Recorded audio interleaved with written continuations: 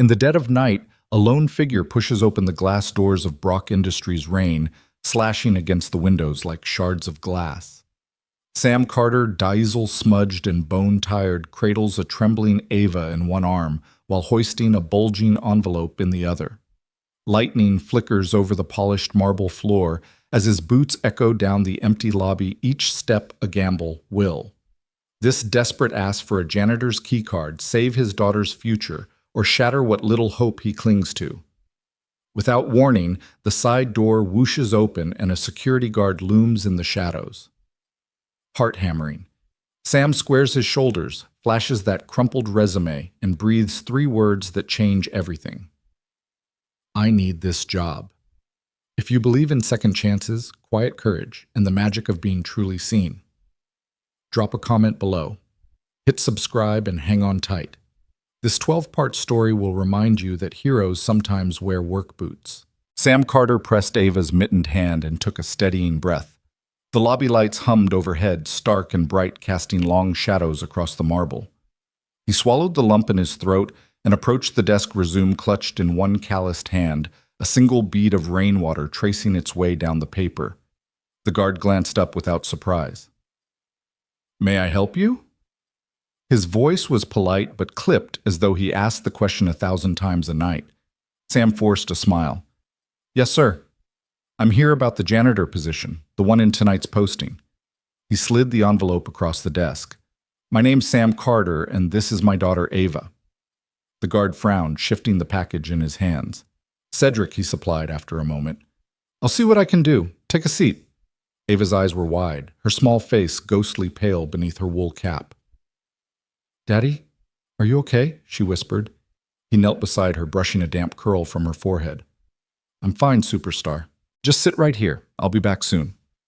Moments later, he found a metal bench in the corner and settled Ava onto the cold surface, her miniature backpack slung at her feet. He smoothed the front of his oil-stained jacket and reviewed his life in his mind, a thriving auto shop that had become a financial sinkhole, a brief happy marriage cut short by a drunk driver, and now nothing but the two of them scraping by on hope and grit.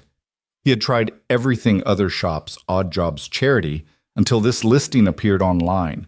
Mopping floors and emptying trash cans. It wasn't glamorous, but it paid. Ava pressed a hand against his knee. You think I can watch you work? He smiled for real this time. Of course. I'll show you how to make a floor shine so bright you can see your own reflection. She giggled and he squeezed her hand, the image of her laughter giving him a sliver of steel. He glanced down the hallway. The clock above the elevator read 12:03 a.m. The building was a fortress of glass and steel corporate monoliths staring down at his battered Honda Civic. If he could just step inside that world, even as a janitor, he could steady their lives. Footsteps approached, deliberate, echoing. Sam looked up to see a woman in an immaculate white coat, Victoria Brooks, CEO of Brock Industries, nearing with the poise of someone born to command every room she entered. She carried nothing but a slim tablet, her heels clicking softly over the marble. Sam straightened. His heart ratcheted up. She stopped a few feet away and studied him, grease on his jeans, the crease of worry around his eyes, and Ava's thumb pressed anxiously against her mitten. For a heartbeat, the world stilled. Then she dipped her head. Mr. Carter. He nodded suddenly, at loss for words. I understand you're applying for the midnight shift janitor position. I'd like to interview you myself. Her voice was calm, but carried an undercurrent of curiosity, perhaps surprise. Please come with me. Sam's jaw dropped. You meet? Victoria inclined her head once brisk. We meet everyone who keeps our building running. Even at midnight. He swallowed. Thank you, ma'am. She turned and led him through a side door labeled Executive Only. Ava reached for his hand and he scooped her up, walking backward so she could keep pace. They climbed the marble staircase 2 steps at a time until Victoria paused before another door. She tapped a code on a keypad and it clicked open. Inside was stark luxury floor-to-ceiling windows revealing a constellation of city lights, plush chairs, and a desk of dark walnut. Sam set Ava on the polished floor and tucked his resume into his coat pocket. Victoria gestured to a pair of chairs. She settled into one and studied him. Tell me about yourself, Sam. He ran a hand through his hair. I used to build houses with my own two hands. After losing my wife, I shifted to auto repair, ran a small shop. Then expenses ate into savings. I've been looking for steady work so I can provide for my daughter. He swallowed. I'll do any honest work. Victoria's eyes softened, but her tone stayed even. Why janitor? He glanced at Ava asleep on the floor beside him, exhausted by the night. Because a job like that comes with security, steady hours. It gives me a chance to keep her safe. A longer silence followed, the hum of city traffic drifting in. Sam braced himself for a polite rejection. Instead, Victoria slid her tablet across the desk. Effective Monday. You will start the midnight shift. I'll have HR finalize the paperwork.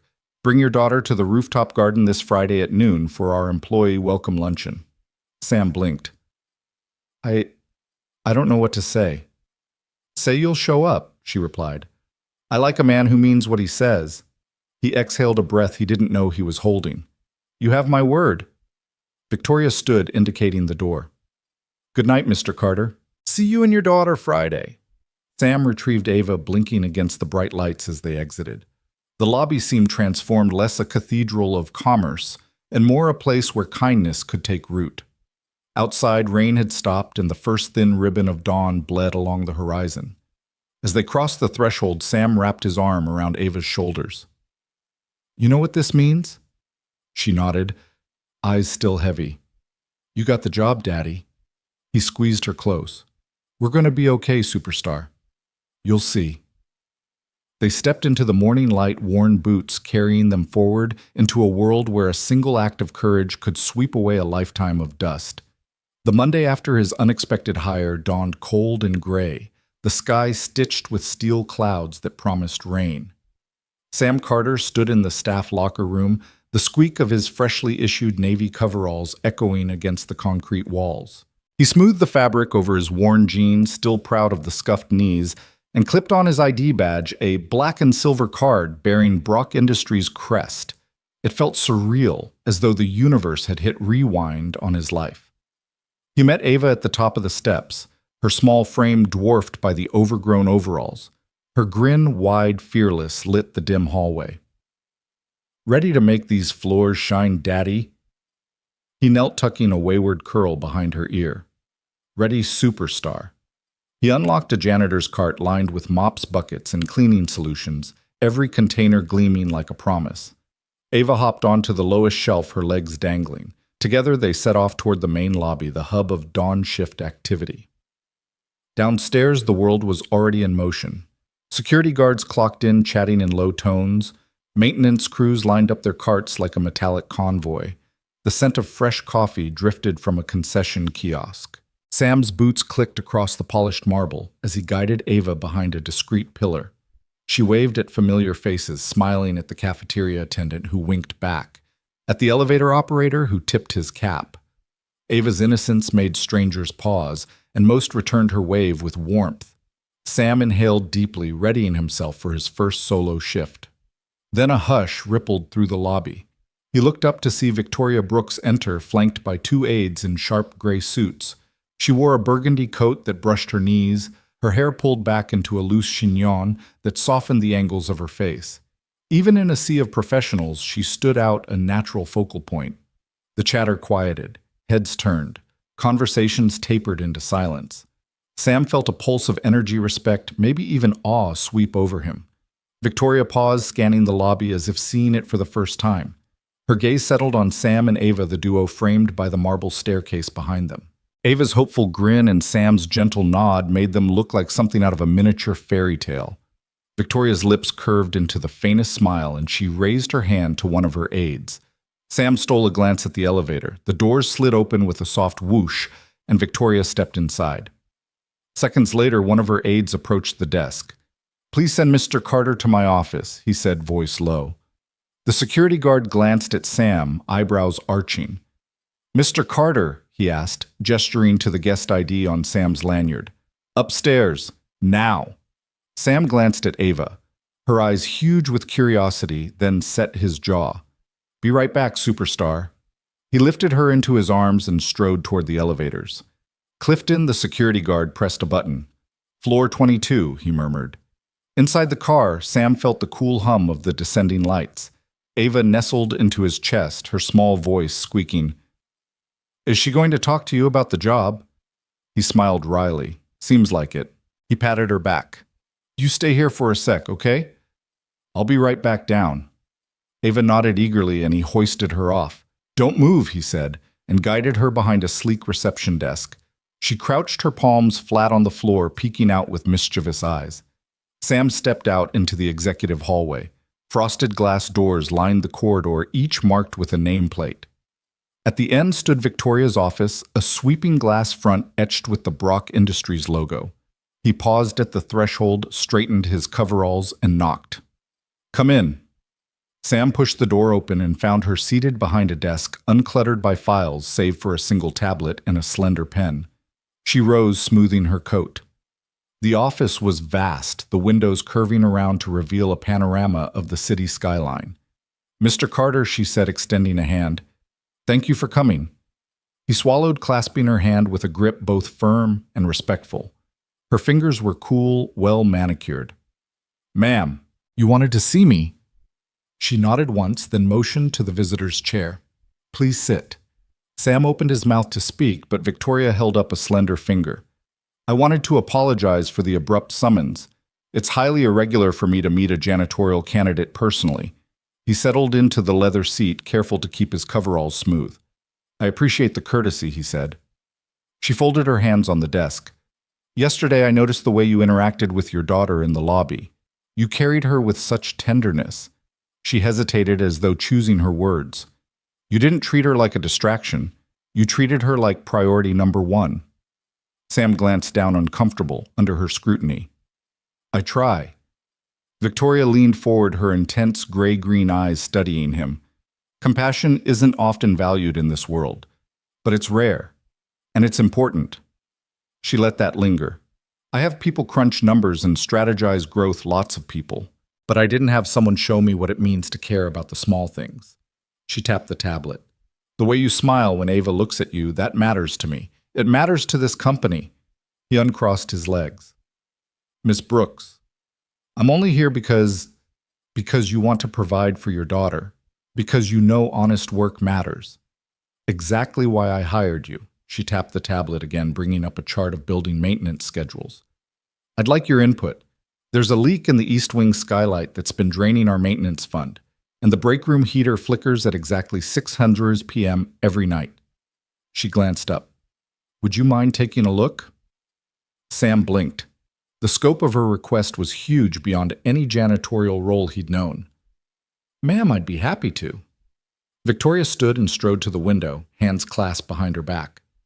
I created this empire on the backs of engineers, marketers, and executives. I believed in big ideas, big deals. But a building is more than its glass and steel. It's the people who fill it, and the things they need, warmth, safety, dignity, ought to be as cared for as our profit margins. Sam felt a knot unraveling in his chest. I understand. She turned a small challenge in her gaze. Show me. By mid-afternoon, Sam carted tools through the East Wing corridor.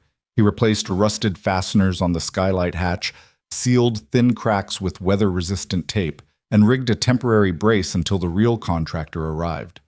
The break room's heater, he discovered, had a faulty timer switch. He swapped it out lightning fast, testing the warmth with a practiced eye. At every step, staff peeked in with nods of gratitude, Janice in HR clutching her binder, Bishop from accounting juggling spreadsheets and coffee mugs.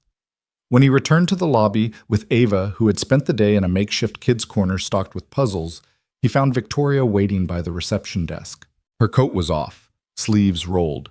She held 2 steaming mugs of cocoa. Sam knelt to scoop Ava onto his shoulders and took a mug from Victoria's outstretched hand. The cocoa was too sweet but familiar. You fixed it, Victoria said, voice soft. Faster than any of my so-called specialists could schedule the work. He sipped. I'm good with my hands. She studied him, then offered the second mug to Ava, who accepted with glee. You're good with something more than that, she murmured. You're good with people. Ava bounced off Sam's shoulders and ran to the children's corner, waving at Sam and Victoria before settling behind a stack of colorful blocks. Victoria tucked a stray curl behind her ear. I arrange meetings to discuss next quarter's projections, she confessed. But today I learned to care about something even more crucial. Sam leveled his gaze. Sometimes it's the small fixes that keep everything from falling apart. Victoria's lips curved into something close to a grin. Exactly. They stood in the hushed lobby, two unlikely allies bound by shared purpose. Outside, the sky had parted, and a timid sun cast shards of gold across the marble. For the first time in a long while, Brock Industries felt less like an engine of cold ambition and more like a home one that Sam and Ava, under Victoria's watchful eye, would help keep alive. And in that moment, Sam Carter realized this job was much more than a paycheck. It was the start of something greater for himself, for Ava, and for a company ready to learn that true greatness lies in caring for every corner, every crack, every human heart. The elevator ride felt impossibly long, the soft hum and staccato of numbered lights revealing each ascending floor like beats in a drum. Sam Carter glanced down at his coveralls, smoothing a stray fold in the fabric, his heart thundering in his chest. 8 years of wiping windshields and mopping cracked pavement never prepared him for this, sitting across from Brock Industries' CEO in a 32nd floor glass-walled office, the city spread out beneath them like an intricate model train set. When the doors slid open, he stepped into polished marble and brushed steel corridors. Ava clutched his hand for just a moment before Victoria's assistant guided her down to a cozy play nook by the reception area, promising juice boxes and storybooks. Sam kissed his daughter's forehead and whispered, "I'll be right down, kiddo," before straightening again and moving toward an arbitrarily marked door, Victoria Brooks' CEO. He paused outside, took a deep breath, and knocked. A single soft "come in" let him through. Inside, Victoria Brooks stood beside her desk, a slender figure in a charcoal pantsuit that accentuated her powerful presence. Sunlight streamed through floor-to-ceiling windows, illuminating her face with hints of both scrutiny and curiosity.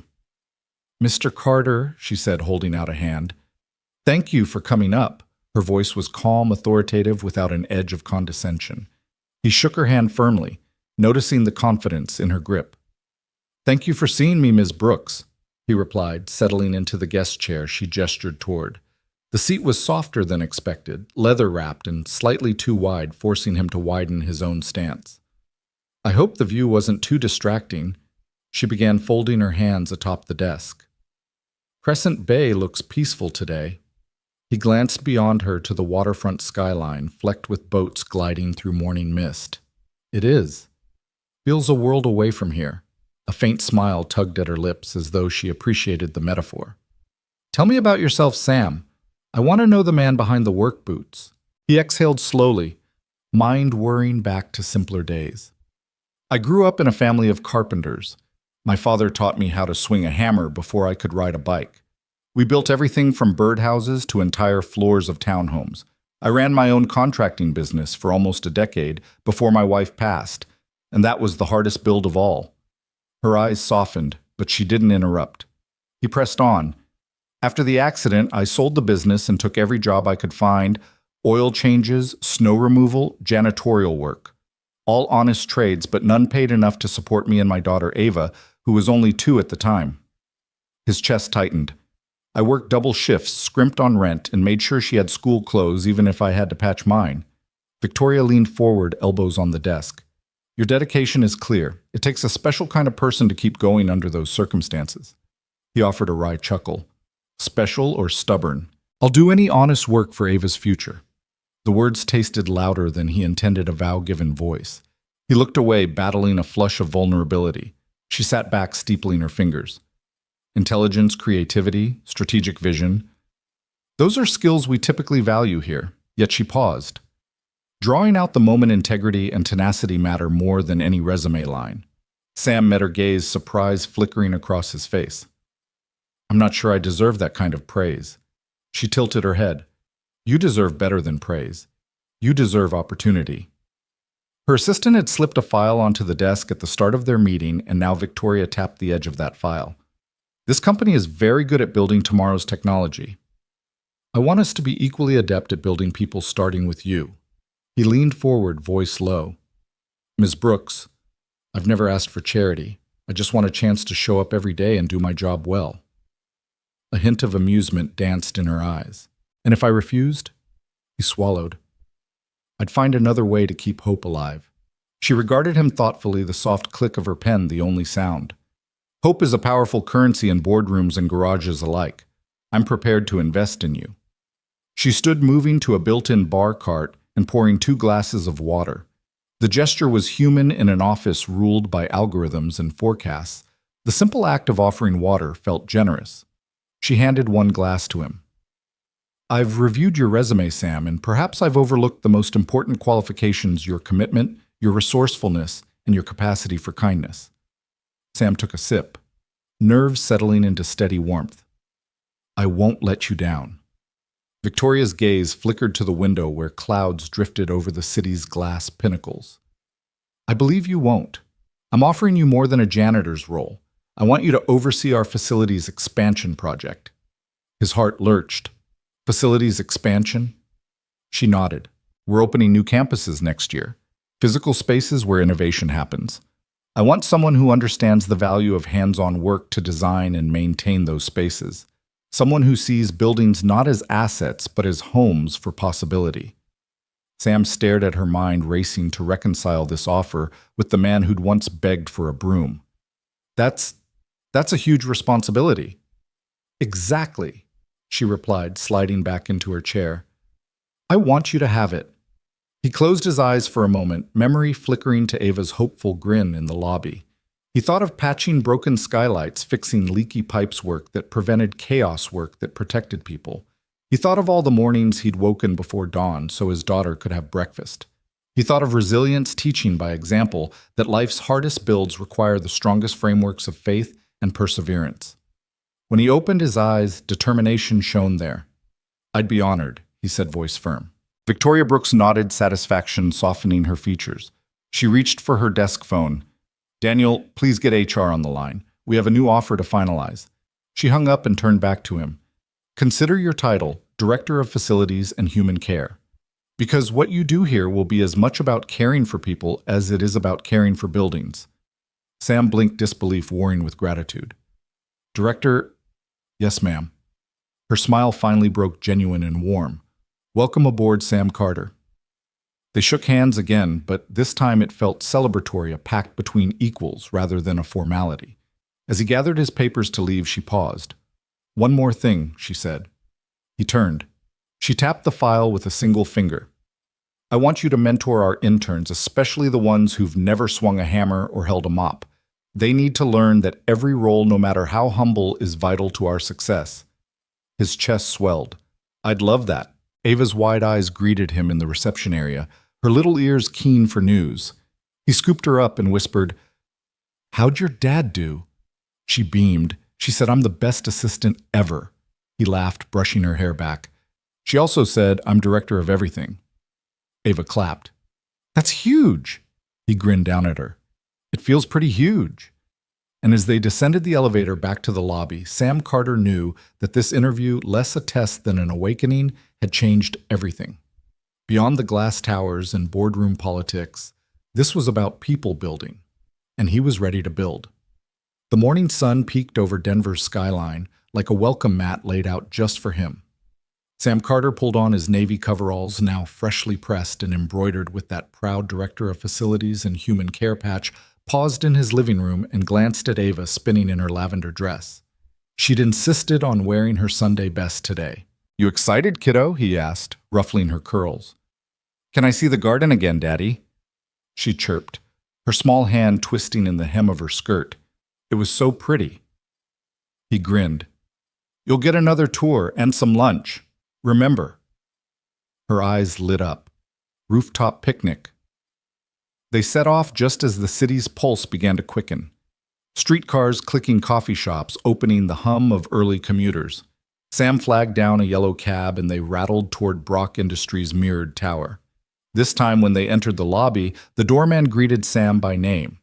Morning, Director Carter, he said with a respectful nod. Ava's jaw dropped. Sam winked at her. Director of what now? She whispered. He chuckled. Everything.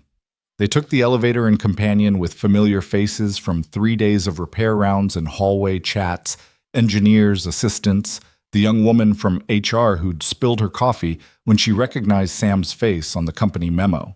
Each offered a discreet salute or thumbs up as they passed through the glass doors of the top-floor skybridge. Ava clutched Sam's hand in the secrecy of excitement. Are we really eating lunch with the boss lady? You bet, he smiled. In her secret garden. When the doors opened, they stepped into a courtyard tucked behind the uppermost conference wing, a place Sam hadn't known existed until Victoria Brooks herself had given him a quick tour during his first week. Today it was set for a small private brunch, linen-draped square tables, crowned with potted succulents, wicker chairs, and a buffet of fresh fruit, herb-crusted chicken, and chilled lemonade. The scent of lavender and rosemary wafted from planters arranged along the terrace's glass railing. Below them, clouds scudded across the city. Beyond the Rockies loomed their peaks still dusted with snow. Ava's mouth fell open. She darted straight for the railing, her miniature sneakers clicking on the stone tiles. It's like flying, she exclaimed, pressing her hands against the glass. Sam sank into one of the wicker chairs, gathering her into his lap. She hummed happily, tracing the pinnacles of distant mountains oblivious to the office towers and highways far below. At a table draped in white sat Victoria herself, her jacket draped over the back of a chair. She rose as they approached, smoothing the lapels of her pantsuit. "Good morning, Sam. Good morning, Ava." She held out her arms, and Ava launched herself into her lap without hesitation. "Ms. Brooks." Ava squealed, her face bright. Victoria caught her and spun her gently, laughter rippling from both. Sam smiled, watching a side of his graduate of Forbes 40 under 40 CEO that rarely showed itself in the boardroom. Here she was, just Savvy, the woman who'd taken a chance on a mop-wielding dad who'd hired him no questions asked. "Please join us," Victoria said, motioning to the table. Two staff members hovered discreetly nearby, ready to pour lemonade or refill plates. Sam set Ava down and helped her grab a small straw cup. "I learned how to grow lavender here," Victoria said, nodding toward a row of silvery stalks. "It's a reminder that even glass towers need living things." Sam settled into his chair. "It's the calmest place in the whole building," he agreed. "I never get tired of this view." She poured him lemonade, pale gold and fragrant. "And I never get tired of the upkeep," she replied. "When I saw your first maintenance report, fixing the broken vent, rewiring the panel, releveling the planters, I knew I was right to bring you on." He leaned back. "It feels good to have a place that matters." He glanced at Ava, who was busy nibbling melon, "especially when I get to share it with someone I love." Victoria's gaze softened. "Your daughter seems very grounded." Sam nodded. "She's my compass. If I lose my way, her laughter brings me back." Victoria offered a small, reflective smile. "I have a nephew," she confessed. "He's 6, just the same age as Ava. After my brother's accident last year, Jack's laughter reminded me how bright the world could be." Her words hung in the air, tinged with a vulnerability she rarely displayed in public.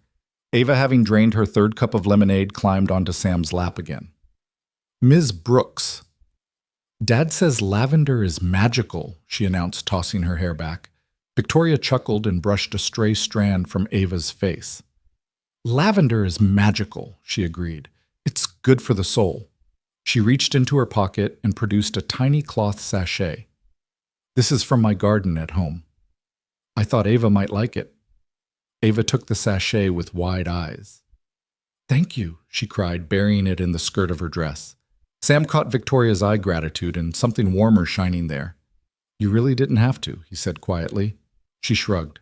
"Being the boss of a $1 trillion company doesn't mean you can't do small kindnesses." The conversation drifted through brunch, lighthearted updates on the renovation of the old bakery next door, the new fire suppression system Sam had designed for the basement, and Ava's upcoming school play. At one point, Victoria excused herself to take a brief call, leaving Sam and Ava alone with the breeze and the blooming succulents. Ava, Sam prompted, "What's been your favorite part of the last 3 days?" She tapped her chin thoughtfully. "When you fixed the loose stair railing so no one would fall." She grinned. "And the secret garden. But mostly when Ms. Brooks spun me around." He laughed. "That was pretty special." At that moment, Victoria returned, sliding into her seat. She held up a company folder. "I need your expertise," she said, voice upbeat. "We're redesigning the executive conference room, moving away from sterile boardroom style to something more, human." She opened the folder to reveal sketches of an indoor atrium. "I want your thoughts." Sam leaned forward, studying the plans. The room behind him was blank slate floor-to-ceiling windows, exposed steel beams, concrete floors. He pictured sunlight dappling through ficus trees, pottery benches clustered around potted ferns. What if we break the center with a living garden, he suggested. Have a little pond in one corner, a reading nook carved out of reclaimed wood, and maybe some lavender so it smells like this garden whenever someone steps in. Victoria's eyes lit up. I love it. Let's make it happen. Just like that, Sam realized the scope of his new role wasn't limited to mops and brooms. He was charged with fashioning spaces that nurtured creativity, comfort, and connection environments where people felt seen and supported. He looked at Ava, then back at Victoria, and felt a surge of purpose. When the rooftop garden clock chimed noon, they gathered their things. Sam scooped Ava into his arms, and she plucked her lavender sachet from her skirt, pressing it to her nose. It smells like hope, she declared. Sam grinned at Victoria. Thank you for lunch and for the chance to build more than facilities. Victoria's smile was all business warmth and genuine appreciation. Thank you, Sam, for showing us what really matters. Welcome aboard. As they walked through the glass doors, leaving the private terrace behind, Sam's world felt richer than before. He carried Ava in one arm and a head full of new blueprints in the other, crossing a threshold into something far more meaningful than any job description, a chance to shape places where life could bloom. And shoulders squared, he realized that sometimes the biggest impact began with a simple act of welcome. Sam pushed open the door to the media relations suite just as the morning sun filtered through its frosted glass panels. The handle had been sticking for weeks, and he'd finally had time to shim it back into place. With a quiet twist and a click, the latch realigned and the door swung open smoothly. Inside, a young woman in a crisp blouse glanced up from her desk, surprise softening into relief. Wow, she said, voice low so as not to startle the reporters scraping away at their story drafts. That's incredible. Sam gave her a modest shrug. Just needed a little realignment. Haven't had coffee yet, so if the handle still feels off, let me know. She laughed, a warm, genuine sound that rippled through the small office. No worries. Thank you, Sam. You're a lifesaver. He tipped an imaginary hat and slipped away down the hall toolbox, clinking against his hip.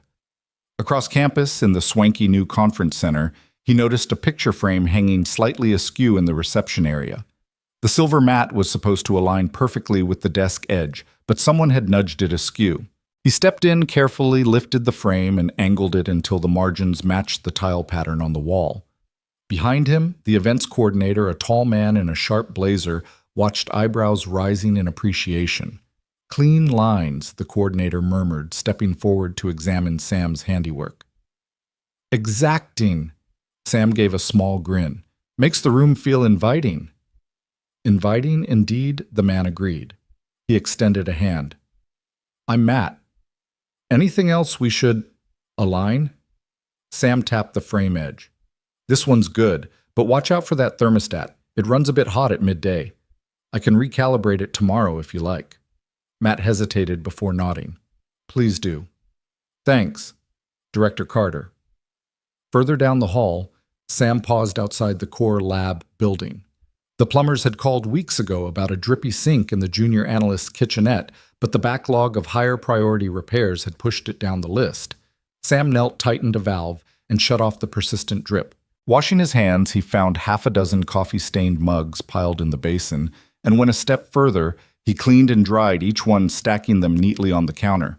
A door opened. A tall woman in a crisp lab coat peeked out, concern etched in the lines around her eyes. You fixed it, she asked softly.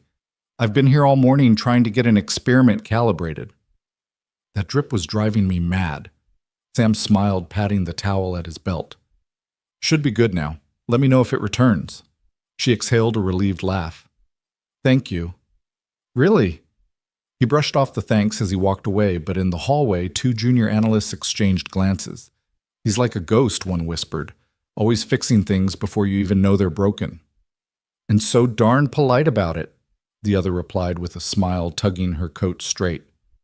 By lunchtime, word of Sam's quiet diligence had spread across the building like wildfire.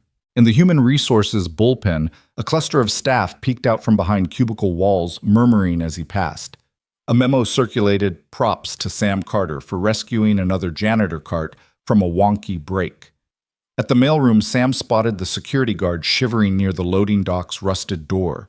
Together, they jiggled the padlock until the guard's keys slid home and the door swung open without protest. The guard, whom Sam knew only as Reuben, gave him a choked laugh. Would have been stuck here all day. Thanks, Sam. He only waved Reuben off and turned back toward the elevator. Every floor he passed, he collected small gratitude, a thumbs up from the safety managers, a quick thank you scrawled on a sticky note by the finance team, a cup of fresh coffee waiting for him in the break area. Even the interns younger than Ava gave him reverent nods as he strolled through the atrium, back in Victoria Brooks's private garden, his de facto headquarters. Sam paused to tighten a loose paver stone near a planter. The landing had shifted after a recent freeze, leaving a trip hazard. He pounded it flat with his fist, brushing grit from the edge. A faint voice interrupted him. Nice work. He looked up to see Victoria standing at the edge of the terrace, arms crossed and watching with that same thoughtful expression he'd come to recognize in the boardroom, but now there was pride in her gaze. You didn't have to worry about that, she said, voice gentle. He shrugged, stepping back. I noticed. She glanced around at the bubbling fountain, the pruned hedges, and the flawlessly aligned benches. This garden became my favorite place, she said, meeting his eyes. Thanks to you. Sam felt a flush creep up his neck. Just trying to keep things running. Beyond running, she replied, you're making people feel cared for. It shows.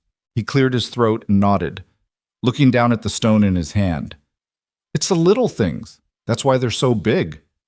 She turned, slipping back inside the building to continue her day. Sam watched her go, then pocketed one last broken widget she'd left on the table, a fountain nozzle bent out of shape, and climbed back into the service elevator toolbox slung over his shoulder. The afternoon sped by in a flurry of quiet fixes, a jam paper shredder in the legal department, a flickering bulb at the bottom of the north stairwell, a wobbly leg on a bench in the cafeteria. By 5 o'clock, his rounds had covered every floor. He slipped back into his coveralls after stashing the toolbox in his locker, greeting the night shift receptionist with a friendly nod. As he locked up the supply closet for the night, a familiar envelope sat waiting on the counter, not a memo this time, but a hand-drawn note. He unfolded it, a simple sketch of a mop, a screwdriver, and a little girl holding a heart. Beneath it, in Ava's loopy handwriting, "Thank you for fixing our world." Sam's chest tightened. He pressed the paper to his heart, thinking of Ava's proud face and the campus staff who'd finally seen him as more than that janitor guy. In the quiet hum of overhead fluorescence, he realized that every valve he'd tightened, every frame he'd leveled, and every door he'd unjammed had rippled through Brock Industries, stitching small threads of gratitude into its corporate fabric. Tomorrow he'd start again at sunrise, because this place, like any home, thrived on gentle care. And in each of those quiet contributions, Sam Carter found a deeper purpose, building more than institutions, building community. The next morning, the crisp hum of fluorescent lights greeted Victoria as she made her usual early rounds patrol of Brock Industries' lower levels. She'd been reviewing maintenance logs the night before, an unusual pastime for a CEO, but curiosity had gotten the better of her. Time and again, she had seen requests logged for leaky pipes, jammed doors, and flickering lights, only to disappear from the system minutes later with no record of work orders or technician assignments. Now, as the building still slumbered beneath a pale dawn sky, Victoria moved swiftly down the dimly lit corridor outside the engineering bullpen. The glow from the adjacent conference rooms cast shifting rectangles of light against the concrete floor. She glanced at her watch, 7:02 a.m.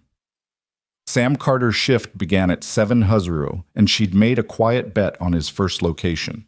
A soft sputter echoed ahead, followed by a distinctive drip, drip, drip that grated against the silence. Victoria rounded the corner into a small maintenance alcove and saw Sam crouched beneath a low panel of ceiling fixtures. His coveralls bore the faint stain of motor oil and coffee grounds, and the sharp beam of his handheld flashlight danced across exposed wiring. With a gentle twist of a bare hand, he realigned a loose fixture, the bulb clicking into place. The overhead light brightened, sweeping the shadowy corridor in a warm circle that chased away the drip's echo. Victoria cleared her throat, and Sam straightened so quickly that a stray wire snapped back into position. He looked up, surprise flickering in his tired blue eyes that mirrored her own. In that moment, he resembled any one of the janitorial staff she had hired, focused, unassuming, and wholly absorbed in the immediate problem. "Ms. Brooks," he said, voice a notch higher than necessary. He set his flashlight on the floor and wiped a grease-smeared hand on his coveralls. "Didn't hear you come up." She stepped forward, studying the scene. "I didn't," she replied quietly. "You fixed the light before the ticket ever hit the system." "That's not the first time I've seen it happen." Sam's jaw tightened, and he glanced at the unclipped work order tucked in his pocket. "I noticed it when I came in," he explained. "By the time anyone else spots it, it's already starting to dim. I figure if I'm here, I might as well take care of it." Victoria crossed her arms, leaning against the cool cinderblock wall. She watched him roll up his sleeves and check the bulb's wiring. "It's more than that, Sam." Her tone was gentle but authoritative. "The pipes in the West Wing basement, you repaired a leak there before facilities even knew a pipe had sprung. The jammed elevator button on the 12th floor, you cleared it before a single complaint made its way to me." Sam paused the bulb in his hand. He met her gaze evenly. "I've got a good eye for things that slip through the cracks. You build things for a living, you learn to spot the weak spots." Victoria considered that. She had built Brock Industries from the ground up, first as a small startup, then into a global powerhouse. She talked about strategy budgets, partnerships, but in the quiet corridors beneath the soaring glass facade, maintenance was a world apart. She realized watching Sam at work that his approach was different. Hands-on, immediate, unsentimental. She stepped closer, pointing to the loose plate he had just resecured. "You take pride in these little things." He gave a half shrug. "If you leave small things broken, they turn into big things. Better to give it a fix while it's easy." Victoria nodded, unexpectedly impressed by his unpolished wisdom. "I've been CEO here for 10 years, she said softly. "I can't remember the last time I made anything myself." She saw the flash of surprise in Sam's eyes. He no doubt expected platitudes about hard work or corporate loyalty. Instead, she offered something rare, candid self-doubt. He met that with a nod, finishing the bulb replacement and snapping the cover back into place. The corridor's lights steadied, illuminating stacks of bundled cables and service carts tucked out of sight. "I don't mind the work," he said. "Fixing things is calming, kind of like your garden on the 32nd floor." Victoria's lips curved in a small smile.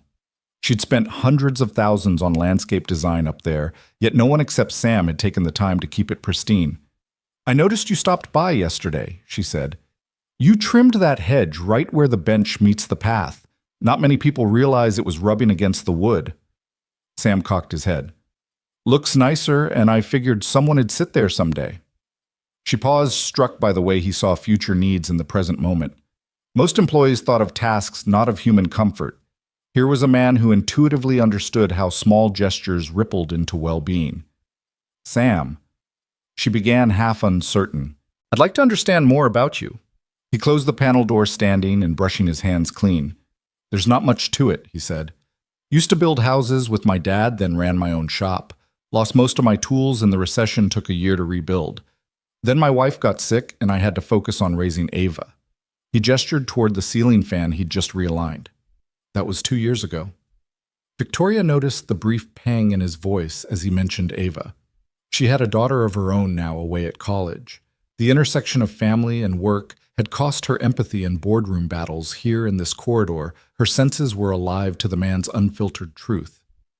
"I've never really thanked you," she said quietly. "For everything you've done in hallways no one walks by." Sam's brow lifted in surprise. "You don't owe me thanks." He brushed dust from his knees and met her eyes squarely. "I'm not here for praise, but it's nice to know someone notices." Victoria felt the weight of her position shift. A CEO matured by markets and margins, but rusty at recognizing unglamorous contribution. She realized she'd neglected an entire layer of her own organization. That omission left small crises to accumulate into real problems. "I noticed," she said softly. A moment passed, and the hush of the corridor felt charged with possibility. Neither spoke, both aware they straddled different worlds, hers of strategy and optics, his of grease and grit. Yet their values aligned in this corridor: service, integrity, vigilance. Finally, Victoria cleared her throat. "I have a favor to ask." Sam glanced at her, waiting. I need someone who actually cares about this building, she said.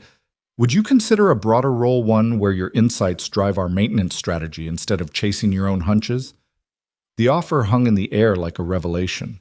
Sam blinked, absorbing the magnitude of her words. You mean officially? She nodded. I want you on my team, Sam. Real time. Not just as a janitor, but as someone whose eye for detail shapes our whole system. If you're willing, I'll have HR draft the job description. Sam glanced down at his coveralls as if he'd forgotten what he was wearing. Then he looked back at Victoria, his eyes clear and steady. I'll do whatever you need, he said. Just don't make me wear a suit. Victoria laughed, a genuine warm sound that echoed down the hallway. Deal! He reached for his toolbox, flipping it up in a mock salute. Then I better get back to it. There's a vent cover in finance that could use some love. She watched as he knelt once more beneath the flickering light, this time with renewed purpose. She realized that true leadership wasn't measured in board resolutions or market caps, but in identifying the people whose quiet efforts kept everything running and then giving them the recognition and resources they deserved. As the corridor brightened under Sam's careful hands, Victoria stepped back, feeling the pulse of the building shift. Brock Industries was more than a glass tower. It was a living organism, nourished by every small repair, every realigned bolt, and every unseen gesture. And Sam Carter, with his grease-stained coveralls and steadfast heart, was the unlikely spark fueling its future. That Tuesday morning, the first pale rays of sunrise had only just begun to gild the glass towers of Brock Industries when Victoria Brooks stepped into her office. She carried the crisp promise of a busy day, quarterly forecasts, a board meeting rehearsal, an investor luncheon. But all of that paused the instant she saw it. Perched atop her immaculate mahogany desk, in perfect defiance of her usual sterile order, was a single sheet of paper. A child's paper, hand-torn from a spiral notebook, edges ragged. The drawing was simple 3 stick figures under a bright and wobbling rainbow. One figure wore a mop in one hand and a wrench in the other.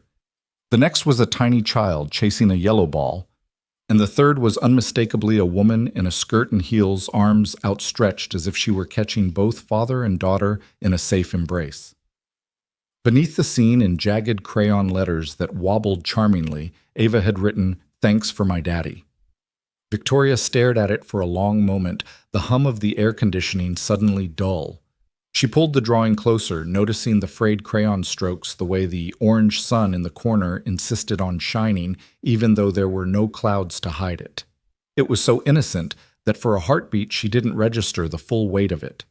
Then she felt a shiver run down her spine, something soft and unexpected breaking through the well-armored shell she carried into every boardroom. She set the paper gently on the desk and sat in her high-backed leather chair, head bowed and eyes closed. A CEO's world was built on graphs and projections on market share and margins on performance metrics that never really measured the human heart. Yet here in her own office, a little girl's sketch had exposed the hollow center of her priorities. It reminded her that Sam Carter wasn't just keeping the lights on and the floors shining, he was safeguarding his daughter's world. And she'd been too busy to see that. Minutes must have passed. Outside the floor-to-ceiling windows, the city glowed under morning light. Birds rose from the fountains below, their cries sharp against car horns and early commute engines. Victoria felt her chest tighten. The corporate armor she wore so comfortably, her impeccably tailored suits, her razor-edged focus felt suddenly like a cage. How many moments had she missed? How many small kindnesses had slipped through her fingers because she was too busy climbing the next ladder? Her phone buzzed on the desk. She reached for it, expecting a call from HR or a text reminder of an upcoming earnings call. Instead, the screen displayed a message from Sam Carter. "Let me know if you need anything before 9. I'll be on the 5th floor corridor." She tapped out a single word. "Now," and pressed send. Almost instantly, his reply pinged back. "Be right there." She folded the drawing carefully, slipped it into a crisp white envelope, and tucked it into her briefcase. Within 5 minutes, Sam Carter was knocking politely on her door. His coveralls were uncharacteristically neat. He must have washed the worst of yesterday's grease before coming up. Ava was nowhere in sight. Sam stood alone, hands clasped in front of him, steady as ever. "Ms. Brooks," he said, concern touching his voice when he saw the envelope in her hand. "You wanted to see me." She gestured to the guest chair, and he sat his posture respectful but curious. She set the envelope between them. I found something on my desk this morning. Her voice was soft, an unfamiliar tone for a CEO who was used to shaping realities with a single directive. It's yours. Sam opened the envelope. His brows rose as he recognized Ava's drawing. He drew in a sharp breath as though inhaling the sudden warmth that flooded the room. He looked up at Victoria, eyes clear and unguarded. She left it this morning while I was sweeping the hallway, he said quietly. She wanted to thank me for bringing her up here. Victoria nodded, swallowing. It's beautiful. She paused, trying to find words that felt honest. I've been thinking about how often I measure this company's success in numbers, stock price, revenue growth, headcount, without ever measuring its heart. This drawing reminded me who built that heart. Sam's expression was both proud and humble. Ava's only ever known you as the boss lady, he said. I'm just her dad trying to keep things from falling apart. She leaned forward, hands folded on the desk. You do more than that, Sam. You remind me and everyone here what really matters. You fix leaky pipes, jammed doors, flickering lights. But more than that, you fix small pains before they become big problems. You build safety and trust. You see people. He met her gaze without hesitation. That's what it means to show up, he said. One fix at a time. She closed her eyes briefly, then opened them with newfound resolve. I want you to know I see you, she said. I see the way you care about this place and your daughter, and I want to make sure you have what you need to keep doing it. Sam blinked. I'm honored, Ms. Brooks, but I don't need anything besides a mop and a paycheck. Her lips lifted in the faintest of smiles. I'd like to offer more than that, she said. A formal position, facility manager. Your role will include updating our maintenance systems, overseeing workflow, and helping us build a culture where small kindnesses matter as much as quarterly results. And I want to give you the authority and the resources to do it. Sam's eyes widened, then softened. I don't know what to say. She handed him the drawing again. If you'll accept, we'll put your daughter's art in the lobby. Let everyone see how gratitude looks in crayon. And I want you to sign off on every project plan and budget for maintenance. No more disappearing tickets, just proactive care. He gently closed the envelope. I accept, he said. Not for me, but for her, so Ava knows what gratitude can build. Victoria felt tears prick the corners of her eyes. She rose from her chair and without thinking held out her hand. Sam looked surprised at first, then took it firmly. When their hands met, she felt not a shake of power, but a bond of partnership. As he rose, she pulled the envelope from her briefcase. One more thing. She handed it back to him. Give this to Ava. Let her know her thank you changed more than just this office. He nodded, voice thick. I will. Thank you. She watched him leave her office, shoulders straight, purposeful, holding that envelope as though it were a treasure. When the door clicked shut, she stepped to the window and gazed out at the city, her own world reframed by a child's drawing. On her desk, the morning sun highlighted the soft rainbows and stick figures. Victoria realized that true leadership wasn't about commanding headlines. It was about tending to the unseen corners, honoring the small gestures, and nurturing the human spirit. And in that quiet moment, she vowed to never lose sight of the simple power of a thank you, even when it came in crayon. Band and I, Part 8, Dark Clouds Gather. A building-wide power outage strands executives in cold offices. Sam navigates the blackout by flashlight, rerouting generators, and guiding colleagues to safety, his calm resolve proving invaluable in crisis. Lưu ý viết một nanoid 1-200 từ liên kết liền mạch với các phần trong câu chuyện tạo thành một câu chuyện liền mạch khi ghép lại. Tránh ngắt quãng đột ngột sử dụng gạch đầu dòng hoặc tiêu đề phụ. Thay vào đó, hãy viết như một cuộc trò chuyện tự nhiên và cuốn hút với khán giả. Kết thúc phần không giới thiệu phần sau, ChatGPT đã nói. That afternoon, the sky over Brock Industries had turned a bruised charcoal, as if the city itself was bracing for a blow. Rain lashed against the windows, and the wind whipped around the glass tower so violently that the entire structure groaned in protest. Inside, the marble lobby began to feel uncomfortably chilly. Offices farther up the tower, once sunlit and warm, had grown hush-dark, the overhead lights blinking out one by one. Sam Carter was finishing up in the basement utility room, replacing a worn belt on the primary chiller motor when everything went black. The emergency lights flickered for a heartbeat before surrendering, plunging the lower levels into near absolute darkness. Sam frowned, flashlight in hand, the beam cutting a narrow cone through the gloom. His heart thumped against his ribs, but experience and perhaps a father's instinct kept panic at bay. He rushed the few steps up to the main electrical panel. The generators had failed to kick in. A breaker labeled building-wide backup lay tripped. He reset the switch, but the hum of power did not return. As the first distant alarms began to sound soft chimes in the lobby, faint buzzes of emergency strobes, he realized this wasn't a simple overload. Something in the storm had knocked out the backup generators, leaving every floor in peril. Sam sprinted up the stairs, flashlight bouncing across the walls, clinging to handrails slick with rainwater tracked in by frightened employees. On the 10th floor landing, he found a cluster of mid-level managers huddled near the elevator shaft, cell phones held aloft, in hopes of any signal breath visible in the sudden chill. The power outage had chased them out of their offices, and now they looked unmoored, uncertain where to go. "Hey everyone," Sam called, voice calm but firm. "Follow me. We'll get you to the lobby. It's warmer there by the fireplaces." Murmurs of thanks rose as he led them down the corridor, flashlight bobbing. The emergency exit signs glowed faintly, just enough to mark the way. Sam guided them carefully, stepping over stray papers and a toppled trash can. "Stick close," he coached, one at a time on the stairs. "Watch your footing." When they reached the lobby, 3 uniformed security officers were doing their best to direct people through the swirling rain and wind outside the main doors, but without power, the massive revolving entrance had jammed. Sam grabbed the intercom handset from a nearby wall panel. "Maintenance," he announced. "Let's manually release the door latch. Hold the bottom panel security, and I'll crank it." With a few deft turns of the latch, the doors swung open, and a blast of wind and rain rattled into the lobby. Sam braced the heavy wood door, protecting the cluster of executives behind him. One by one, he held the door so each person could pass through safely, their designer coats soaked and hair plastered to their foreheads. When the last stranger emerged, Sam let go and closed the door, the wind howling like a beast at the threshold.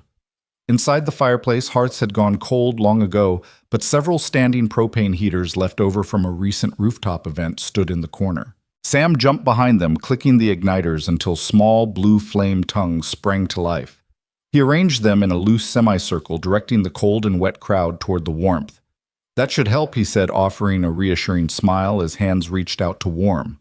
He turned to the nearest office assistant. "See if you can find extra propane tanks. There should be 2 in the storage closet on the 3rd floor." The assistant dashed off, flashlight beam bobbing. As the group huddled near the heaters, Sam moved to the central staircase again. Several executives lingered behind, their eyes wide as they absorbed the scene, the janitor turned facility manager calmly orchestrating their rescue. He didn't wear a suit, didn't carry a tablet full of analytics. He carried a toolbox and the quiet authority that comes from knowing the building's bones. On the 22nd floor, the conference room lights flickered weakly as a small group of senior leaders realized they were trapped without backups. They kicked at the doors in frustration until Sam's flashlight beam illuminated through the narrow windows. He knocked gently. "Open up. I'm here to help." The senior vice president, a stern man named Jacobs, peered out. "Can't you fix it?" Jacobs barked. Sam shook his head.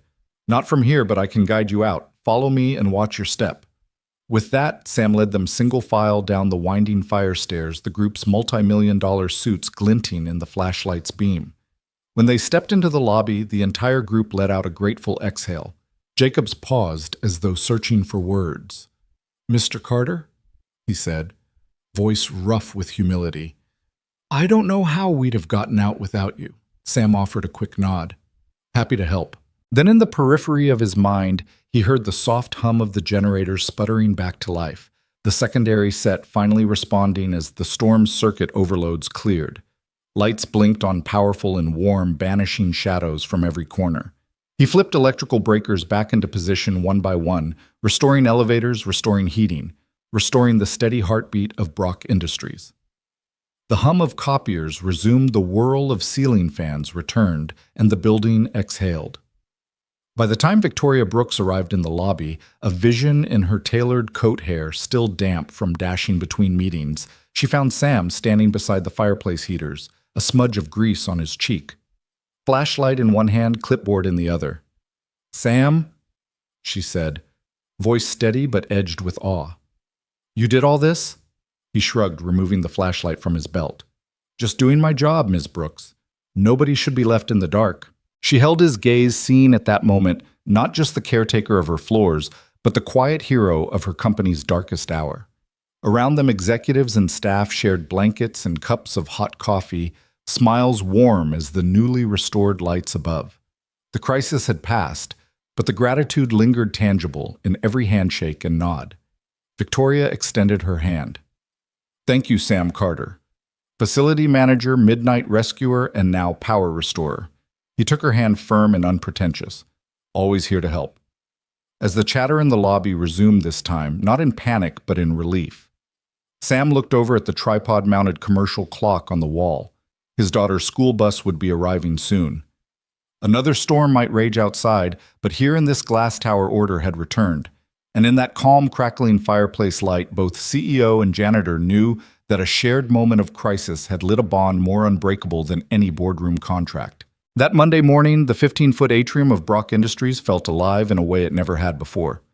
The polished marble floor gleamed beneath Sam Carter's sturdy work boots as he wheeled his cart of tools past the front desk. Heads turned executives who once scarcely noticed his passing now offered nods of genuine greeting. Even the receptionist, who had once looked at him with polite detachment, called out a cheerful "Morning, Sam" in a tone that carried real warmth. He nodded back, slipping past a trio of suited board members clustered near the glass railing overlooking the lobby. They were deep in conversation, cutting-edge contract negotiations, new product launches, and yet their eyes followed him. Curiosity piqued. As he passed one of them, Marian Phillips raised her hand in a small wave. "Sam," she called, voice carrying a hint of something new, deference. He paused and turned. Marian was tall and impeccably dressed, her silver hair pulled into a sleek chignon. He'd seen her at board meetings, always cool, always in control. Now she looked almost human. "Yes, Ms. Phillips?" he asked, leaning against the cart. She smiled, a genuine curve of her lips. "I'm about to present to the audit committee. My conference room projector has been flickering. Could you take a look? I'd rather not have that happening mid-pitch." Sam glanced toward the door she'd indicated. "Of course, right away." She handed him a small sticky note with the room number. "Thank you. When you're done, I'll be by for a demo." "Consider it done," he said, and with that, he wheeled his cart toward the bank of elevators. On the 28th floor, the fluorescent lights hummed overhead as Sam knelt before the conference room's AV cabinet. Wires snaked through the panels, and sure enough, a power surge had remapped one line. He swapped out the offending connector, tightened 2 loose bolts on the projector mount, and tested the system. The projector flickered once, twice, and then settled into a steady beam of crisp light. As he packed away his screwdriver, the door clicked open. Marian Phillips stepped in, tablet in hand. The boardroom's polished oak table gleamed under the restored projector. She watched him work with an appreciative expression. "It's perfect," she said as Sam stood. "Thank you." He smiled, brushing off his hands. "Glad to help, ma'am." She hesitated, then offered her hand. "No, really. I know I don't always make your job easy, sudden requests, odd hours, last-minute tech emergencies. But you handle everything with such calm efficiency. I want you to know it doesn't go unnoticed." Sam shook her hand, a bit surprised by the rarity of her candor. "Thank you, Miss Phillips. It's my pleasure." She nodded, her gaze sincere. "Well, I'm off to the audit committee. I expect smooth sailing now." With a final nod, she strode out. Sam closed the door behind her and paused a moment, letting the unfamiliar warmth of genuine gratitude sink in. Back on the 15th floor in a conference room usually reserved for C-suite brainstorming, a half-dozen board members were mid-discussion glass walls, tinted to allow privacy. The topic was capital improvements to the headquarters, and it had become a heated debate. But the moment Sam entered carrying a small toolbox, their energy shifted. Jacob Toney, the chairman, looked up from his notes. "Sam, perfect timing. We need your opinion on the new HVAC layout." Sam set his toolbox on the side table and reached for Jacob's drawings. "Sure, let me see." While most people in that room would have struggled through the technical jargon, Sam traced a finger along the airflow diagrams and pointed out a potential dead spot in the northwest corner, an area prone to overheating that the engineers had missed. He suggested a repositioned vent and an added return inlet, explaining in clear, straightforward language how airflow could be balanced for more consistency. The board members leaned in surprised by his depth of knowledge. When he finished, an unspoken respect settled over the room. Jacob Toney nodded, impressed. That makes perfect sense. We'll revise the plans accordingly. Thank you, Sam. Another board member, Elena Ruiz, added, You're officially on the project team now, Sam. We'll need your expertise going forward. Sam hesitated. Miss Ruiz, I'm just happy to help, whatever you need. She smiled, eyes bright with admiration. We need more people who see beyond the spreadsheets, Mr. Carter. Word spread quickly. By late afternoon, while Sam was tightening a loose railing on the mezzanine staircase, he heard footsteps behind him. Pardon me, Sam. He turned to find Ross Kendricks, head of facilities strategy, standing with his arms folded. Kendricks was known for his meticulous nature and rarely offered praise. Sam braced himself. I wanted to personally thank you, Ross said, voice earnest. The board reviewed your HVAC recommendations, and they saved us an expensive retrofit down the line. We'd have had serious complaints come next summer. Sam nodded. I'm glad I could help. It's my job to keep this place running. Ross took a step closer, eyes meeting Sam's. It's more than a job now. It's a genuine contribution. If you ever need additional resources, parts, manpower, just say the word. We'll prioritize your requests. Sam offered a small smile. Thank you, Ross. I appreciate that.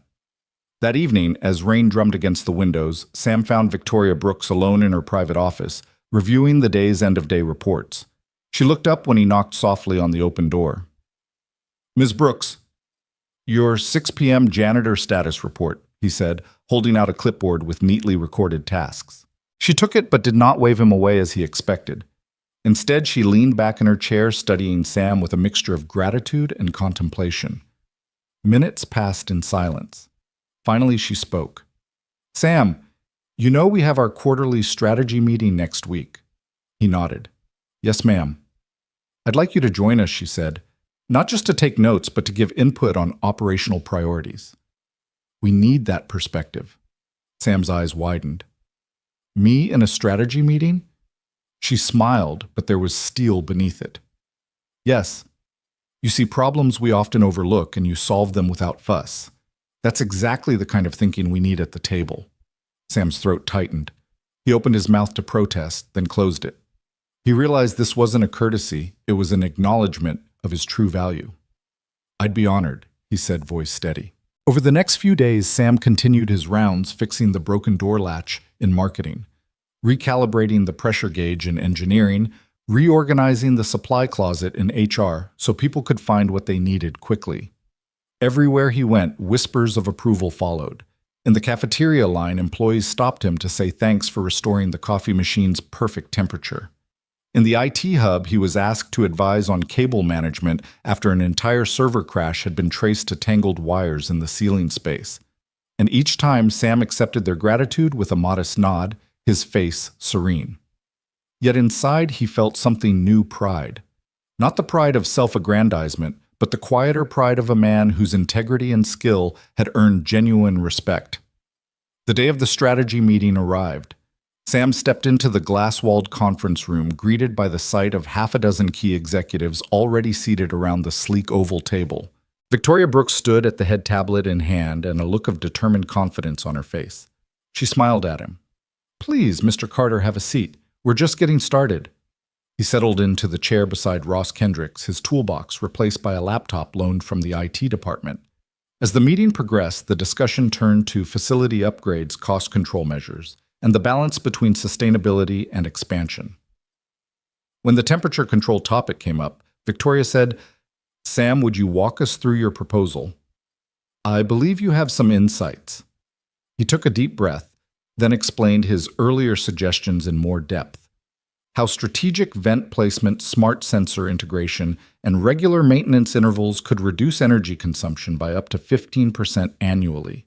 He spoke clearly, referencing real data he'd gathered during his rounds, and answered questions with thoughtful precision. Board members who had once questioned his presence now leaned forward, nodding and interjecting follow-up ideas. When he finished, the room was silent for a heartbeat, then erupted in agreement. "This is brilliant," said Elena Ruiz. "I move we adopt Sam's plan and implement it across all campuses." The motion passed unanimously. Later in the lobby's hearth-lit lounge, Sam sat with Victoria and several board members reviewing next steps. The flicker of the fireplace cast dancing shadows on the walls, highlighting the unusual scene, the janitor at the center of strategic planning. Victoria caught Sam's eye. She tilted her head toward the fireplace. "Do you ever imagine you'd be here, Sam?" He chuckled softly. "Honestly, no. But I've always believed the best solutions come from the people who see the cracks others overlook." She nodded. "You've closed many cracks for us. I can't thank you enough." Before he could reply, Ava Carter bounded in, clutching a new drawing. Another stick figure family, this time standing in front of Brock Industries, hands raised in celebration. She ran over to Sam and hugged him. "Daddy, I made this for you." The board members gathered around, admiring the drawing and offering heartfelt compliments. Ava beamed, and Sam felt a deep sense of fullness. Pride in his daughter, pride in his work, and gratitude for a company that had recognized his worth. In that moment, as laughter and conversation filled the hearth-warmed room, it was clear Sam Carter's quiet expertise and steadfast integrity had reshaped more than just Brock Industries' facilities. He'd reshaped their hearts and minds, reminding everyone that true leadership often comes on scuffed boots and with a toolbox in hand. The grand chandelier in the Brock Industries ballroom glittered like a constellation suspended in glass, casting prismatic patterns on the polished marble floor. The annual gala was in full swing, board members in their tailored tuxedos and glittering gowns. Champagne flutes, clinking laughter, and polite applause filling the air. Yet for Sam Carter, standing at the edge of the dance floor with a nervous gulp and his scuffed work boots hidden under his rented slacks, it felt more like stepping onto a stage he'd never auditioned for. He caught sight of Victoria Brooks across the room, descending the sweeping staircase in an elegant navy gown that shimmered as she moved. Her arms were bare, revealing the graceful lines of her shoulders, shoulders that had borne the weight of a tech empire for years. But tonight her expression radiated something softer, anticipation. Sam's breath caught in his throat. Even amid all this opulence, she'd insisted he attend, as in this was still sinking in her guest. A hush fell over the attendees as a string quartet struck the first notes of the gala's traditional opening waltz. Couples floated onto the floor. Sam's heart thundered. He glanced back at Victoria, standing poised at the foot of the stairs, her eyes fixed on him. Summoning every ounce of courage, he slid off his jacket, draped it over an empty chair, and stepped forward. When he reached her, she offered her hand with a warm half-smile. "May I have this dance, Mr. Carter?" she asked, her voice low enough that only he could hear. Of course, he managed, his fingers weaving into hers as if recalling a memory. They moved to the center of the floor, and for the first few measures their steps were unsure, his boots awkward on the gleaming surface, her heels tapping a little too fast. But then the music deepened and they found a rhythm. Sam guided Victoria gently, eyes on hers, and the gala's swirl of activity faded to a soft blur. "You look beautiful," he murmured, genuinely awed as she tucked her hand in his. She laughed softly, a sound like wind chimes. "I feel nervous," he shook his head. "No need. You're a natural." He offered a playful half-bow, and she laughed again, the sound rippling across the hushed ballroom. As they glided beneath the chandeliers, whispers rippled through the crowd. "Is that... I didn't know they were close." The CEO and her janitor. But Sam and Victoria were attuned only to the music and each other. He guided her in a gentle turn, careful not to step on her toes. She placed her other hand on his shoulder, asking with her eyes if he was okay. He nodded, feeling as though he was exactly where he belonged. "You've got moves I never expected," Victoria ventured as they twirled. Sam grinned. "I cleaned emergency exit signs by night. You pick up a trick or two about balance." She leaned in, her cheek just inches from his. "I'm glad you came tonight." His pulse skipped. Wouldn't have missed it. They danced through 2 more songs, slow waltz followed by a lilting foxtrot, and by the time the quartet struck a gentle finale, Sam was breathing easily, a relaxed smile on his face. The applause was polite at first, then genuine as the room recognized not just the odd pairing of CEO and janitor, but the palpable authenticity between them. Victoria slipped her hand from his, though her fingers lingered. "Thank you," she said, voice husky with unspoken emotion. He dipped his head. "Thank you for the dance, and for everything." She paused the swirl of the school of formal attire around them, contrasting with this extraordinary moment of quiet intimacy. Clearing her throat, she stepped back a pace, and the crowded ballroom seemed unusually loud. "Sam," she whispered. He lifted his gaze, meeting hers. She drew in a breath, then exhaled with resolve. "I want to make this official." Sam's heart hammered. "Official," she nodded, eyes glistening. "I know how unconventional this looks, but over the past months you've become the rock this company needed, and something I didn't know I needed. I care about you, more than I ever thought possible." A gentle murmur spread across the floor as onlookers leaned in, curious. Sam swallowed, stepping closer again until they were inches apart. "Victoria, shh." He paused, gathering courage. "I never imagined a woman like you could see someone like me, and feel this." She placed a finger on his chest right over his heart. "You've reminded me of what really matters: kindness, dedication, honesty. Those are the foundations I want for everything in my life, from our company to us." Her words landed softly, igniting something indescribable in Sam's chest. Slowly, deliberately, he reached into his pocket and withdrew the tiny velvet box he'd carried tonight, its presence a secret hope he'd barely allowed himself to entertain. Victoria's breath hitched as he lowered to one knee, the world tilting on its axis. "Victoria Brooks." He began, voice steady, though his heart raced. "You asked me to make it official. I can't build a life without you. Will you marry me?" Gasps echoed around the ballroom. Victoria's hand flew to her mouth. Tears shimmered in her eyes, and for a heartbeat, she said nothing. Then, with a joy that lit her face from within, she knelt beside him. "Yes," she whispered. 1,000 times yes." The ballroom erupted in cheers and applause as he slipped the simple silver band onto her finger.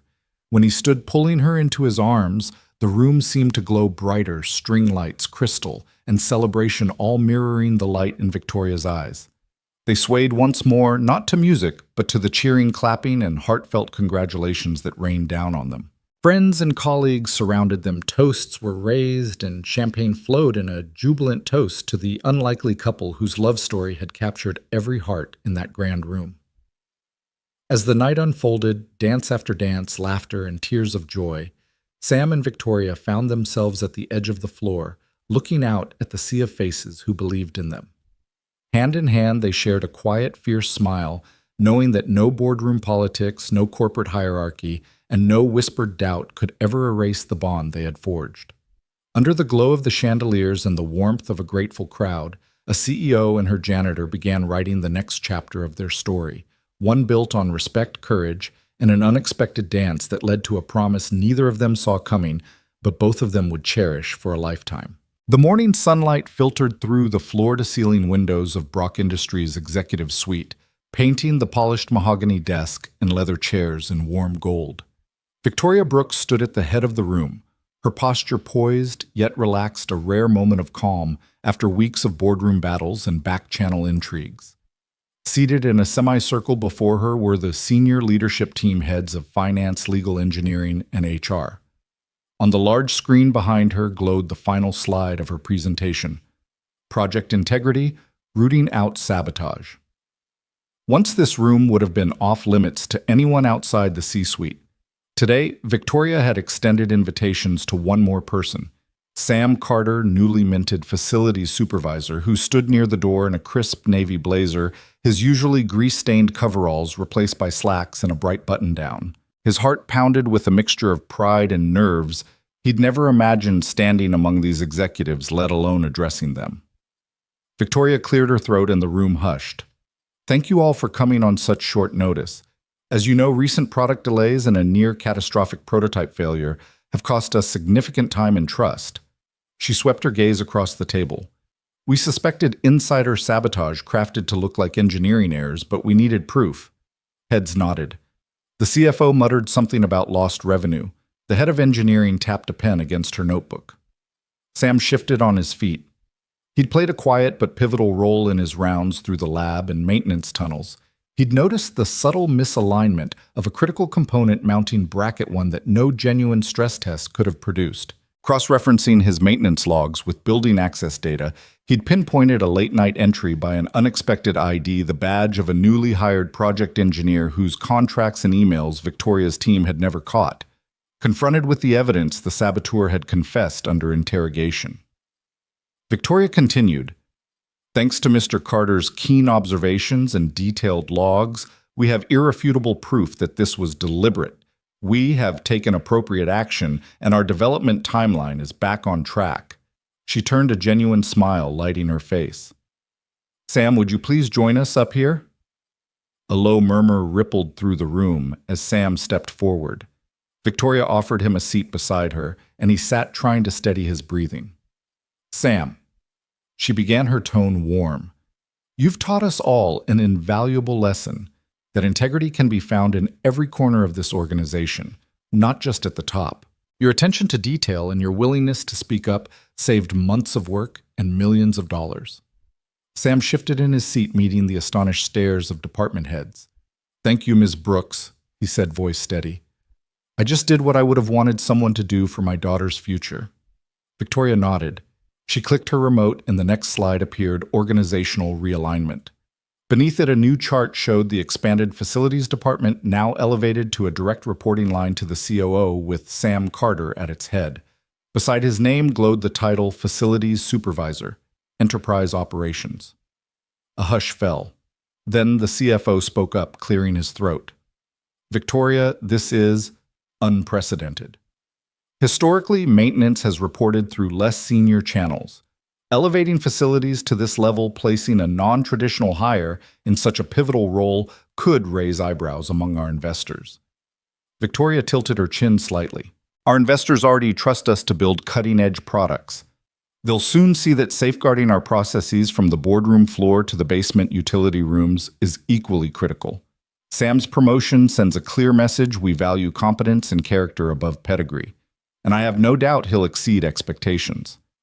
Sam felt his cheeks flush, but he dared to look around the room. He saw nods, some tentative, some enthusiastic. The VP of Engineering offered him a tight-lipped smile and a small thumbs up. The head of HR scribbled notes, perhaps already preparing new job descriptions under his supervision. Even the stern general counsel gave a curt nod. Victoria turned back to Sam. "Congratulations, Sam. Effective today, you will oversee all facilities operations, safety protocols, and preventive maintenance across every Brock Industries campus. Your team will report to you directly, and you'll have the budget and authority to implement the changes you deem necessary." Sam swallowed his throat dry. I'm honored, ma'am. I won't let you or anyone at Brock down." She rose, extending her hand. Every executive followed suit, applauding as he shook her hand. The sound of that applause, sincere, robust, felt surreal.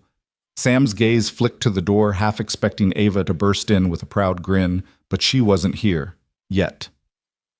Later that afternoon, Brock Industries' gleaming lobby buzzed with activity as Sam and Victoria stepped out together. She led him to the waiting area and handed him her phone.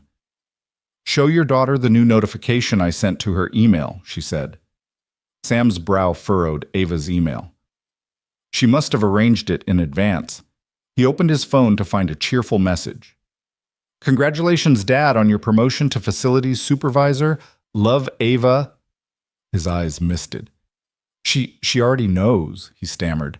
Victoria smiled warmly. "This company found a bright young intern in you, Sam. I thought she should be the first to know." At that moment, the elevator doors opened. Ava Carter stepped out, her curly hair bouncing, clutching a small bouquet of daisies. Her eyes lit up when she saw her dad. "Daddy, you did it? I knew you would." Sam crouched, wrapping her in a tight hug. "I did it for you, kiddo. You gave me the courage to do it." Victoria watched with a soft smile as Ava pulled back to examine her father's new badge, the elegant script beneath his name, proclaiming Facilities Supervisor. "That's amazing. The little girl breathed admiration shining in her eyes. Sam lifted Ava onto his hip and turned to Victoria. "Thank you," he said, voice thick with gratitude, "for everything." Victoria nodded. "Thank you, Sam, for reminding all of us that true leadership isn't just about titles. It's about heart honesty and the courage to fix what's broken. I'm honored to have you on my team in every sense." As father and daughter skipped off toward the exit, Ava's daisies bobbing in her hand and Sam's new title gleaming on his lapel, Victoria stood in the lobby watching them go. In that moment, she knew Brock Industries had gained more than a facilities supervisor. They'd gained a guardian of integrity, someone whose compassion and competence would ensure that no corner of their empire would ever go unnoticed or unprotected again. Morning light broke over Crescent Bay in a gentle haze of pink and gold, illuminating the freshly painted sign above the garage door, Carter and Brooks Auto and Repair. The scent of salt air mingled with the tang of motor oil as Sam Carter straightened his nameplate, its polished letters glinting in the dawn. Beside him, Victoria Brooks adjusted the crisp apron she'd insisted on wearing navy blue to match Sam's coveralls and smiled at the small crowd already gathered on the sidewalk. Ava stood between them, clutching a bouquet of wildflowers she'd picked from the roadside, her face alight with excitement. The three of them, once an unlikely trio united by destiny, now carried a shared dream into the world. As Sam opened the garage door, the sound of its hoist echoed down the block, and a ripple of applause rose from their neighbors and first customers. Mrs. Delaney, owner of the diner next door, wiped her flour-dusted hands on her apron and called out, "Best of luck." "Sam, and you too, Miss Brooks. If I see anything squeaky or in need of a tune-up, I know where I'm coming." Sam waved his chest warm. "Thanks, ma'am. We'll be here." Victoria gave a small wave in return, her eyes misting as she watched Ava beam at their hometown support. "Welcome home," she whispered, and Ava rushed forward to hug her. Their first customer rolled up just then, a battered green pickup with a blown headlight and a rack of surfboards strapped to its bed. The driver, a local fisherman named Marco, climbed out and greeted them with a grin. "Heard you two were opening shop again," he said, his voice gruff but friendly. "Got a rat's nest of wiring here, thought you might be my miracle workers." Sam ducked under the hood, dropping into his usual crouch. Victoria lingered at the fender, offering the bouquet back to Ava. "Want to help nail down the wiring diagram, sweetie?" she asked, handing it over. Ava's eyes sparkled. "Yes, please." As Victoria and Ava worked together to identify the correct wires, their laughter rose in peals, an effortless harmony born of trust. Across the bay window, Sam spotted a trickle of late customers he'd helped over the years. Each waved and he waved back, lost in the simple joy of familiarity. After tightening the final connector, Ava pressed the ignition switch. The engine's roar filled the garage and Marco's face broke into a boyish grin. "You did it." "Thanks, Carter and Brooks." Victoria stepped forward, wiping grease from her fingertips. "Happy to help," she said, her tone easy and warm. She shot a sideways look at Sam. "Remind me again why we ever doubted a little grease," he chuckled, eyes crinkling. "Because we thought oil stains meant failure. Turns out we were just getting started." By mid-morning, the garage bays were full. A vintage Mustang in for a tune-up, a family sedan with a dented bumper, and even the mayor's electric bike needing its first roadside repair. Word of mouth spread faster than any advertisement. Neighbors who hadn't spoken in years now chatted over the hood of a Volvo, marveling at how much the place had changed, yet how comforting it all felt. The old wooden rafters, once sagging with age, gleamed after Victoria had led a weekend repaint while Sam and Ava installed new shelving stocked with donated tools and parts. Amid the bustle, Sam caught a quiet moment with Victoria under the reclaimed wood sign above the parts counter. "You know," he said softly, "when I dreamed of fixing cars again, I never imagined it would feel like building something new."